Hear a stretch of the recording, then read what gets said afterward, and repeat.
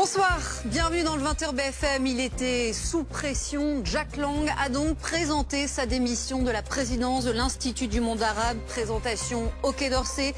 L'Élysée prend acte ce soir. L'ancien ministre, on le rappelle, est désormais visé par une enquête financière pour ses liens avec Jeffrey Epstein. Pourquoi ce revirement? Pourquoi cette accélération en fin de journée?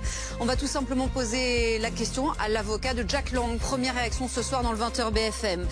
Beaucoup de zones d'ombre encore aussi ce soir autour des négociations entre Américains et Iraniens. Le dialogue va se poursuivre, ça c'est ce qui se dit officiellement. Mais sur le fond, le blocage est total. Alors qui balade qui? On posera la question évidemment à Elsa Vidal et Patrick Dutartre. Et puis on reviendra aussi sur cet événement politique, l'entretien de Jordan Bardella à BFM TV. Le président du Rassemblement national qui réaffirme son soutien à Marine Le Pen qui arrive dans la dernière ligne droite de son procès, on appelle. Il dit aussi toujours se préparer à être chef du gouvernement. Soyez les bienvenus dans le 20h BFM. Sa situation devenait intenable. Jack Lang a donc présenté aujourd'hui sa démission de la présidence de l'Institut du monde arabe, fragilisé évidemment par l'affaire Epstein.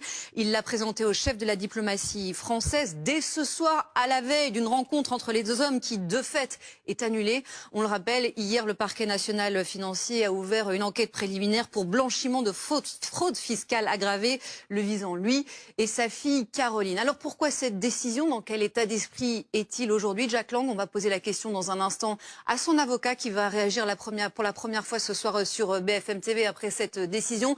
Mais d'abord, les faits et comment tout s'est donc accéléré aujourd'hui avec Pauline Sarafi.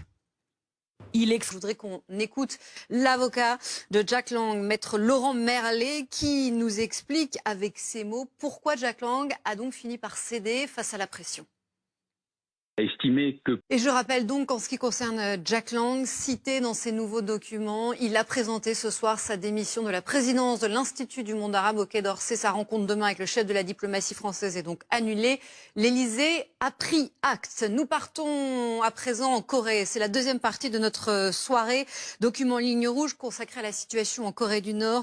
Enquête sur Kim Jong-un et la manière dont il dirige une main de fer son pays et menace le monde avec son armement nucléaire. Aujourd'hui encore, un rapport d'Amnesty International fait état de personnes exécutées pour avoir regardé la télévision sud-coréenne, de pots de vin récurrents pour échapper aux sanctions, un système brutal. Nous y reviendrons aussi demain soir lors d'un deuxième volet de cette enquête. Mais d'abord, donc, selon format, sur l'un des dirigeants les plus secrets au monde. C'est une enquête de Fabrice Babin, Jérémy Muller, Alexandre Funel.